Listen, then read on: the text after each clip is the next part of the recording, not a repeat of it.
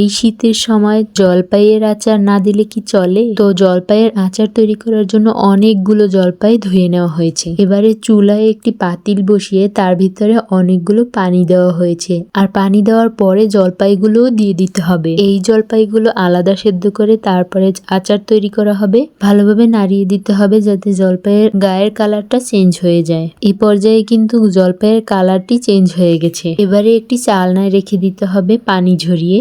আর এর ভিতরে কিন্তু সরিষার তেল, পেঁয়াজ, রসুন বাটা, সরিষা বাটা, স্বাদ মতো লবণ দেওয়া হয়েছে। এবার এর ভিতরে হলুদের গুঁড়া 2 চামচ, মরিচের গুঁড়া 3 চামচ দেওয়ার পরে ভালোভাবে নাড়াতে থাকতে হবে আর একটু কষিয়ে নিতে হবে। আর এর ভিতরে কিন্তু সরিষার তেল একটু বেশি পরিমাণে দিতে হবে। এবারে সবগুলো জলপাই দিয়ে দিতে হবে, সাথে খুব ভালোভাবে নাড়িয়ে দিতে হবে যাতে মশলাগুলো সব জলপাইয়ের গায়ে ভালোভাবে মিশে যায়। এবারে দিতে হবে চিনি। চিনিটা একটু পরিমাণ মতোই দিতে হবে, কারণ জলপাই যত পরিমাণে টক হবে চিনির পরিমাণ তত বেশি হবে।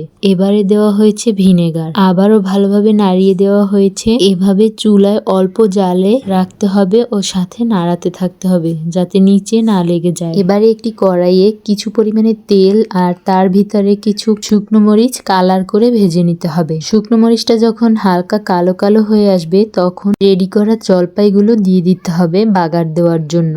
আর সব জলপাই দেওয়া কিন্তু কমপ্লিট। এবারে আবারও নাড়িয়ে দিতে হবে, আর নাড়ানোর পরে একটু ভাজা ভাজা হালকা শুকনো শুকনো দেখাবে তখন উঠিয়ে রাখতে হবে। এই জলপাইয়ের আচার কিন্তু সম্পূর্ণভাবে তৈরি হয়ে গেছে। এবারে সংরক্ষণ করে রাখার পদ্ধতি: কাচের বোতলের ভিতরে রেখে ঢাকনা দিয়ে ঢেকে যদি পারা যায় তাহলে 2-1 দিন রোদ্রে দিবেন, আর তারপরে বেলকনির পাশে অথবা ছাদের এক কোনায় রেখে দেওয়া যায়। আচারগুলোতে কয়েকদিন পর পর রোদের তাপ পেলে তাহলে বছরের পর বছর সংরক্ষণ করে খাওয়া যায়।